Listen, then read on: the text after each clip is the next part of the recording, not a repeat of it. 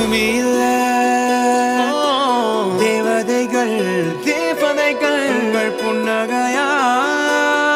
மனம் வீசிருங்கள் தங்கள் துயரங்கள் யார் தந்த போதிலும் இன்பங்கள் மட்டும் நாம் சேர்த்து வைப்போம். தெய்வங்களாய் நீங்கள் வாழ்கின்ற வீட்டினில் தேவர்களாய் நாங்கள் காத்து நிற்போம். மண்ணில் சிறு பறவை வாழ மரம்தான் இடம் கொடுத்திடும்.